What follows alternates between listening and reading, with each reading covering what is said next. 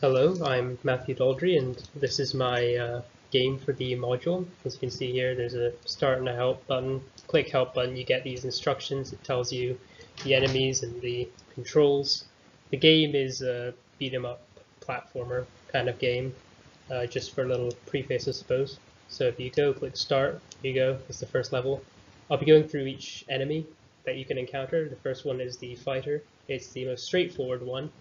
It just chases the player and tries to attack them when they're in range. As you can see, I can run around the map and it'll still be able to follow me, and if I let it hit me, I take damage. As you can see in the top left, I've got my health.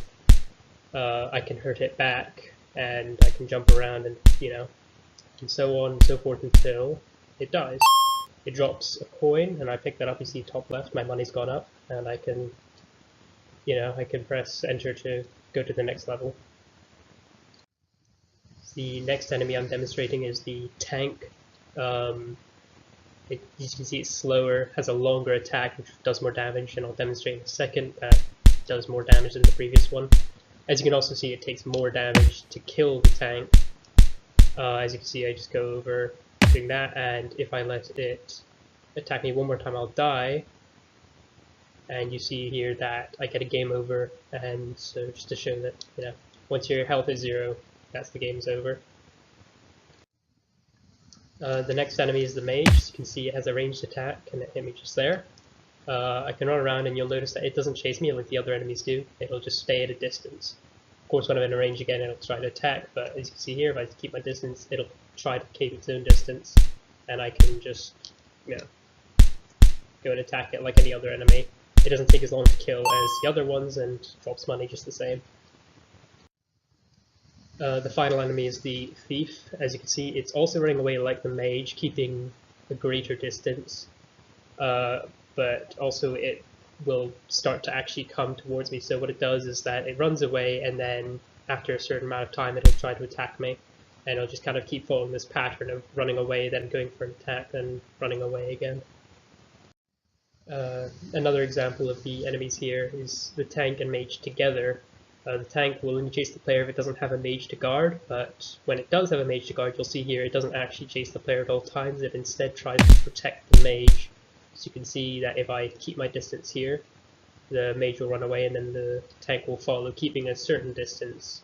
And as I approach there, you see that it tried to attack me, just like that. As you can see here, every third level is different. You can notice the falling rocks from the top.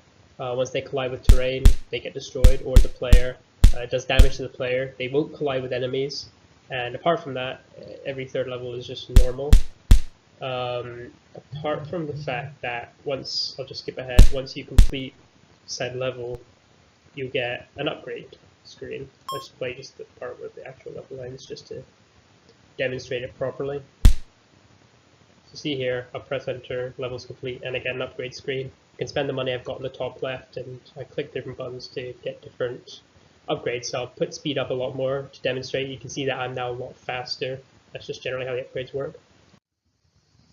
Now I'm going to demonstrate just a complete kind of playthrough of the game, as it were, starting obviously from the beginning.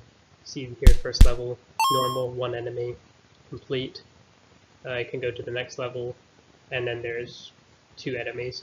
What happens throughout the game is that each level an extra enemy will be spawned, but the enemies that do spawn are always completely random, and the level itself is always randomly generated within certain guidelines. As you can see, the platforms are always at set height intervals. This is to allow the player and enemies to always be able to actually jump up on top of them. The X position and the width of the platforms is always random. There's always a certain amount of platforms that must spawn, and there's a maximum limit as well. But yeah, as you can just see, I'll let the clip play out a little bit more.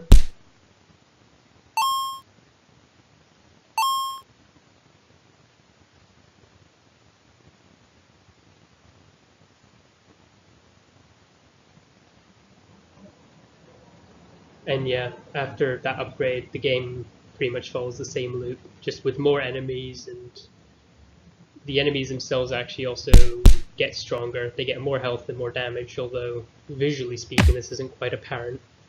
But But apart from that, the game follows a very simple kind of pattern trend. It just keeps going.